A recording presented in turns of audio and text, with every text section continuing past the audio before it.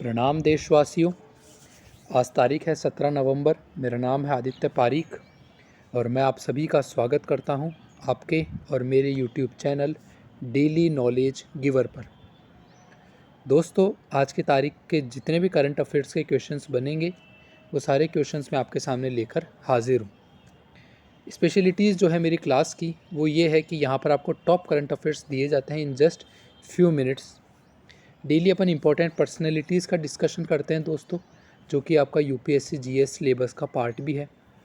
Daily अपन important places का discussion करते हैं, जो भी न्यूज़ में रहती है, जो भी जगह चर्चा में रहती है, और ये भी आपका दोस्तों यूपीएससी जीएस सिलेबस का पार्ट है। डेली यूपीएससी के PYQs जो है वो मैं आपके सामने लेकर आता हूँ। यूपीएससी के प्रीलिम्स के और मेंस के दोनों ही अपन प्रीवियस ईयर क्वेश्चंस को यहाँ पर एनालाइज करते हैं, देखते हैं। इसके अलावा दोस्तों डेली वोकेबुलरी वर्ड्स मैं आपके सामने लेकर आता हूँ।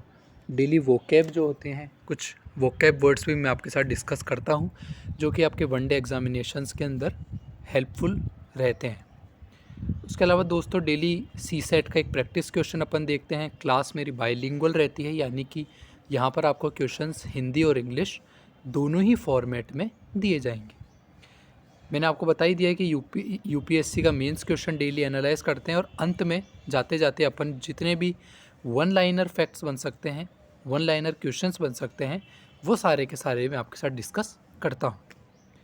तो आई होप कि इतनी सारी कंटेंट देखने के बाद आप चैनल को ज़रूर सब्सक्राइब करेंगे और अपना प्यार हमें देंगे। तो आपका ज़्यादा समय ज़ाया ना करते हुए चलिए शुरू से शुरू करते हैं। दोस्तों, सबसे पहला सवाल और आज का मोस्ट इम्पॉर्टेंट क्वेश्चन आपके सामने ये रहा। हाल ही में मेजर ध्यानचंद खेल रत्न पुरस्कार के लिए किसे चुना गया है? Recently who has been selected for Major Dhyan Chand Khel Ratna award? तो दोस्तों ऑप्शन सी शरत कमल अचंता, ये इसका राइट आंसर हो जाएगा। यहाँ पर आप जिनकी तस्वीर देख रहे हैं यही है दोस्तों शरत कमल अचंता जी, और इन्हीं को ही जो है मेजर ध्यानचंद खेल रत्न अवार्ड दिया गया है। ये इसका एक्सप्लेनेशन है दोस्तों। मेरी क्लास के अंदर ना सिर्फ क्वेश्चन बल्कि उस क्वेश्चन के अलावा मैं आपको 360 डिग्री एक्सप्लेनेशन भी देने की पूरी कोशिश करता हूँ। एक्सप्लेनेशन ये है कि खेल रत्न, ये जो मेजर ध्यानचंद अवार्ड है दोस्तों, इसी को ही पहले खेल रत्न अवार्ड के नाम से भी जाना जाता था।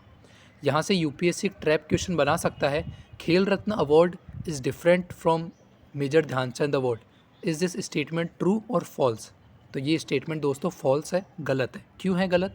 क्योंकि दोनों अवार्ड एक ही है। चाहे खेल रत्न अवार्ड बोलिए, चाहे मेजर ध्यानचंद अवार्ड बोलिए, दोनों का मतलब एक ही है। ये दोस्तों हाईएस्ट अवार्ड है जो कि स्पोर्ट्स के फील्ड में दिया जाता है। ये दोस्तों हर साल दिया जाता है by the ministry of youth affairs and sports. ध्यान रखिएगा, वनडे एग्जामिनेशंस के हिसाब से स्पोर्ट्स सेक्शन से क्वेश्चन भी पुटअप होते हैं। नेक्स्ट क्वेश्चन, सत्यजीत रे लाइफ टाइम अचीवमेंट अवार्ड से किसे सम्मानित किया गया है? Who will be honoured with Satyajit रे लाइफ टाइम अचीवमेंट अवार्ड? तो हाल ही में ही दोस्तों जो सत्यजीत रे लाइफ टाइम अचीवमेंट अवार्ड है वो दिया गया है कार्लोस सौरा जी को। ये जिनकी आप तस्वीर देख रहे हैं यही है दोस्तों कार्लोस सौरा जी, और ये एक स्पेनिश राइटर है, फोटोग्राफर है, राइटर है। यहाँ पर आप देख सकते हैं ये जो सत्यजीत रे लाइफ टाइम अचीवमेंट अवार्ड है दोस्तों, ये इसको लाइफ टाइम अचीवमेंट अवार्ड ही बोला जाता है। ये एक इंटरनेशनल ऑनर है जो कि देता है international Film Festival of India. तो ये फैक्ट इंपॉर्टेंट वाला हो गया दोस्तों कि कौन देता है इस अवार्ड को? International Film Festival of India. जो भी रेसिपिएंट होता है वो outstanding contribution to the growth and development of world cinema. तो अगर सिनेमा के क्षेत्र में आपने बहुत अच्छा काम किया है तो आपको सत्यजीत रे लाइफ टाइम अचीवमेंट अवार्ड से सम्मानित किया जाता है। नेक्स्ट क्वेश्चन, हाल ही में आदिवासी गौरव दिवस कब मनाया गया? When was tribal pride day celebrated recently? तो दोस्तों हाल ही में ही 15 नवंबर को जो है ट्राइबल प्राइड डे मनाया गया है। ट्राइबल प्राइड डे इसलिए मनाया जाता है क्योंकि इस दिन बिरसा मुंडा जी की जन्म हुआ था। बिरसा मुंडा जी की बर्थ एनिवर्सरी आती है 15 नवंबर को। ये मनाया जाता है in the country to remember the contribution of Birsa Munda. Birsa Munda ji के बारे में बात करें तो इनका जन्म हुआ था 15 नवंबर 1875 1875 15 नवंबर को। एंड बिरसा मुंडा को जाना जाता है क्योंकि इन्होंने ब्रिटिशर्स के खिलाफ मुंडा रेबेलियन में भी भाग लिया था, और इन्होंने जो है एक मूवमेंट चलाया था ब्रिटिशर्स के अगेंस्ट में, जिस मूवमेंट का नाम था उलगुलन मूवमेंट, यानी कि रिवोल्यूशनरी मूवमेंट। तो ध्यान रखिएगा, यहाँ से हो सकता है क्वेश्चन बन जाए। 2 क्वेश्चंस यहाँ से बन सकते हैं दोस्तों। पहला क्वेश्चन बनेगा कि ट्राइबल प्राइड डे किसकी याद में मनाया जाता है, वो है बिरसा मुंडा। डेट भी बन सकती है, तो वो है 15 नवंबर। 2 क्वेश्चन हो गए। तीसरा क्वेश्चन ये बनेगा कि जो बिरसा मुंडा जी है उन्होंने उलगुलन मूवमेंट किसने शुरू किया था। उलगुलन का मतलब होता है दोस्तों रिवॉल्यूशन, तो ये मूवमेंट शुरू किया गया था बिरसा मुंडा जी के द्वारा। ध्यान रखेंगे, सिंपल क्वेश्चन है, ज़्यादा टेंशन वाली बात नहीं है। अगला क्वेश्चन, हाल ही में उत्तराखंड में युद्ध अभ्यास का 18वां संस्करण शुरू हुआ। यह संयुक्त सैन्य अभ्यास किन 2 देशों के बीच आयोजित किया गया। इंग्लिश में भी मैं आपके लिए रिपीट कर देता हूँ। Recently Yudh Abhyas 18th edition started in Uttarakhand. The joint military exercise held between which 2 nations. तो दोस्तों ये जो युद्ध अभ्यास है ये एक जॉइंट मिलिट्री एक्सरसाइज है जो कि 2 देशों के बीच में होती है, इंडिया और यूएसए के बीच में। ध्यान रखिएगा, इंडिया और अमेरिका के बीच में कंडक्ट कराया जाता है युद्ध अभ्यास। ये देखिए दोस्तों, ये स्लाइड बहुत इंपॉर्टेंट है, थोड़ा सा ध्यान से समझिएगा। आई होप कि आपको स्क्रीन दिख रही होगी विजिबल। देखिए ये पूरी लिस्ट है दोस्तों जो कि इंडिया अपने कंट्रीज़ के साथ, वर्ल्ड के अदर कंट्रीज़ के साथ मिलिट्री एक्सरसाइज कंडक्ट करता है। ऑस्ट्रेलिया के साथ करता है, बांग्लादेश के साथ करता है, ब्राज़ील, साउथ अफ्रीका के साथ करता है। सब कंट्रीज़ का यहाँ आपको नेम मिल जाएगा और यहाँ मिलिट्री एक्सरसाइज का नेम मिल जाएगा। मेरे आपको पर्सनल सजेशन ये रहेगा कि बार बार ऐसे करने के बजाय, बार बार नोट डाउन करने के बजाय इसका आप प्रिंट आउट निकाल लें या नहीं तो स्क्रीनशॉट ले लें, क्योंकि ये बहुत ही इम्पोर्टेंट है। अगला क्वेश्चन, हाल ही में G20 का 17वां समूह शिखर सम्मेलन कहाँ शुरू हुआ है। Where has the 17th group of 20 G20 summit started recently. तो दोस्तों आप सबको पता है कि G20 का भी 17वां संस्करण इंडोनेशिया के अंदर शुरू हुआ है। इंडोनेशिया के शहर बाली के अंदर शुरू हुआ है। G20 के बारे में बात करें तो G20 एक इनफॉर्मल ग्रुप है, 19 कंट्रीज़ है, इसमें IMF के सदस्य हैं और वर्ल्ड बैंक के भी मेंबर्स हैं। उसके बाद दोस्तों G20 के बारे में जितनी भी कंट्रीज़ है वो पूरे वर्ल्ड की इंटरनेशनल ट्रेड का 60% ट्रेड में कंट्रीब्यूशन करती है। वर्ल्ड की GDP का 75% कंट्रीब्यूशन करती है दोस्तों। अगर इसके मेंबर्स के बारे में बात करें G20 के, तो दोस्तों अगर बात करें G20 के मेंबर्स के बारे में तो इसके अंदर आता है Argentina, Australia, Brazil, Canada, China, France, Germany, India, Indonesia, Italy, Japan, republic of Korea, Mexico, Russia, Saudi Arabia, South Africa, Turkey, UK, USA and the European Union. So ध्यान रखिएगा, अगर आपसे एक यूपीएससी ट्रैप क्वेश्चन बना दे कि G20 के अंदर 20 सदस्य हैं, क्या ये स्टेटमेंट ट्रू है या फॉल्स है, तो दोस्तों ये स्टेटमेंट फॉल्स है। क्यों फॉल्स है? क्योंकि G20 के अंदर तो 19 ही कंट्रीज़ हैं। जो 1 है दोस्तों वो तो ऑर्गेनाइजेशन है जिसका नाम है यूरोपियन यूनियन। यहाँ देखिए आप,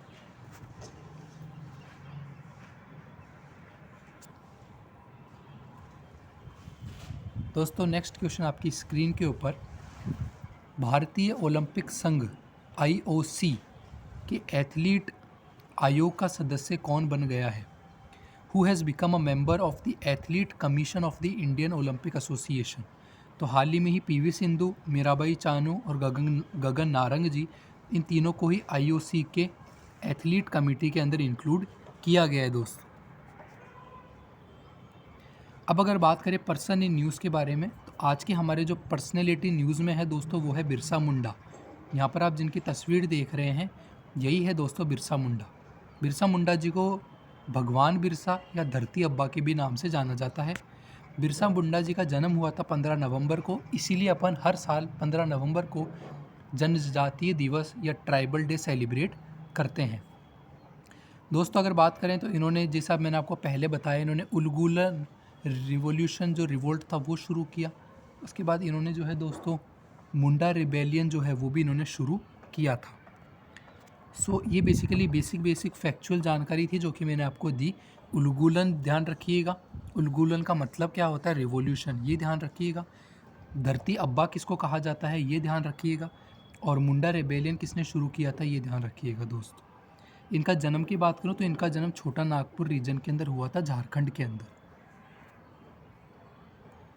प्लेस इन न्यू जो चर्चा में है वो है दोस्तों ताशी गांग। ये जो ताशी गैंग या ताशी गांग है, ये लोकेटेड है हिमाचल प्रदेश के अंदर।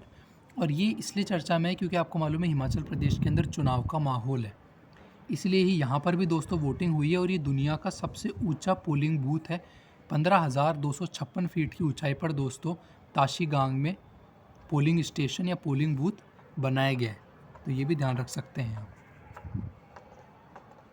दोस्तों। ये है सी सेट का क्वेश्चन, इसका जो करेक्ट आंसर है वो है ऑप्शन बी 50। तो ध्यान रखिएगा, इस क्वेश्चन को आप ज़रूर ही अटेम्प्ट करिएगा दोस्तों ये है यूपीएससी प्रीलिम्स का पीवाईक्यू क्वेश्चन। ये क्वेश्चन प्रीलिम्स में पहले पूछा गया है। आपको यहाँ पर 4 ऑप्शंस दे रखे हैं और ये जो 4 ऑप्शंस है ये साइट्स है अशोका के मेजर रॉक एडिक्ट्स की। उसके सामने इन साइट्स की दोस्तों लोकेशन दी हुई है। आपको अब ये बताना है कि ये साइट्स और इनकी लोकेशन में से कितने पेयर सही है। तो दोस्तों इसका राइट आंसर हो जाएगा बी, यानी कि सिर्फ 2 ही पेयर सही है, 1 और 2। बाकी 3 और 4 स्टेटमेंट दोस्तों रॉन्ग है। यानी जो धौली मेजर रॉक एडिक्ट है वो सही बात है, उड़ीसा के अंदर ही है। और ईरागुडी जो मेजर रॉक एडिक्ट है अशोका की, वो भी सही बात है, आंध्र प्रदेश के अंदर ही है। आई होप दोस्तों आपको सेशन अच्छा लग रहा होगा, पढ़ने में मज़ा आ रहा होगा। और सबसे बड़ी बात मेरी ये रहती है, जितने कम समय के अंदर जितनी ज़्यादा इन्फॉर्मेशन, जितनी ज़्यादा रेलेवेंट इन्फॉर्मेशन तुरंत आपके माइंड में घुसे, वो ही एक अच्छा टीचर माना जाता है। मेरी कोशिश ये रहती है कि फ़र्जी बातें कम करूं, फर्जी क्वेश्चंस कम डालूं, पॉइंट टू पॉइंट बात करूं और पॉइंट टू पॉइंट इन्फॉर्मेशन आपको दूं। दोस्तों प्लीज़ चैनल को ज़रूर सब्सक्राइब करें, लाइक करें, शेयर करना ना भूलें। आपका जो भी सजेशन हो प्लीज़ कमेंट बॉक्स में मुझे ज़रूर बताएं। अब देखते हैं UPSC Mains PYQ question. Question बोल रहा है evaluate the policies of Lord Curzon and their long term implications on the national movement. Lord Curzon की नीतियों और राष्ट्रीय आंदोलन पर उनके दीर्घकालीन प्रभावों का मूल्यांकन कीजिए। तो क्या क्या लॉर्ड कर्जन की पॉलिसीज़ रही और उनका क्या क्या इफ़ेक्ट पड़ा दोस्तों नेशनल मूवमेंट के ऊपर, वो आपको एक्सप्लेन करना है, वो आपको इस क्वेश्चन के अंदर बताना है। ये है दोस्तों आज के हमारे वोकेबुलरी के क्वेश्चंस। सबसे पहला वोकेब है हॉटी। हॉटी का मतलब होता है दोस्तों कि having a feeling of superiority, यानी ओवर एटीट्यूड दिखाना या बड़प्पन होना या खुद ही चौड़ा होना, चौड़ में रहना, ये होता है दोस्तों हॉटी। दूसरा होता है एनफेबलमेंट। एनफेबलमेंट का मतलब होता है दोस्तों कि डिक्लाइन हो जाना, ये डाइन नहीं है, ये डिक्लाइन है। डिक्लाइन हो जाना, पतन हो जाना, ख़त्म हो जाना, एंड हो जाना, एनफेबलमेंट। तीसरा जो हमारा वोकेब है दोस्तों दैट इज़ डाइट्रेट। डाइट्रेट का मतलब होता है वो व्यक्ति जो कि एब्सेंट माइंडेड हो, बहुत ज़्यादा भूलना स्वभाव हो जिसका। दोस्तों ये है आज के 1 लाइनर फैक्ट्स। सबसे पहला है कि जो फैंटेसी स्पोर्ट्स, आपने ड्रीम 11 का नाम सुना होगा दोस्तों। सुप्रीम कोर्ट ने हाल ही में अपने जजमेंट में ये बताया है कि जो ड्रीम 11 है वो गेम ऑफ स्किल है, ना कि चांस का गेम है। ये विवाद बहुत ज़्यादा कोर्ट के अंदर चर्चा में रहा है कि सर क्या ड्रीम 11 चांस का गेम है या स्किल का गेम है। तो कोर्ट ने कह दिया है कि जी नहीं, ड्रीम 11 जो है वो आपका स्किल का गेम है, ना कि चांस का गेम। दूसरा ये है दोस्तों कि राजीव गांधी असैसिनेशन केस के अंदर जो 4 जने थे उनको बेसिकली शिफ्ट किया है तिरुचि कैंप के अंदर। पंजाब गवर्नमेंट ने दोस्तों उन गानों के ऊपर बैन लगा दिया है जिन गानों के अंदर वेपन्स को, हथियारों को ग्लोरीफाई करके बताया जाता है। ये थे दोस्तों आज का कंटेंट, आज की वीडियो, आज का एक्सप्लेनेशन। मैं आशा करता हूँ आपको वीडियो अच्छी लगी होगी, बहुत कुछ नया जानने को मिला होगा। बिरसा मुंडा जी के बारे में अपन ने जाना, स्पोर्ट्स के क्वेश्चंस मैंने आपको बताए, अवार्ड्स के क्वेश्चन मैंने आपको बताए, सत्यजीत रे अवार्ड के बारे में अपन ने चर्चा करी, यूपीएससी के प्रीवियस ईयर क्वेश्चंस अपन ने देखे। प्लीज़ चैनल को ज़्यादा से ज़्यादा प्यार दें। आपका दिन शुभ जाए। बहुत बहुत बहुत धन्यवाद। जय हिंद।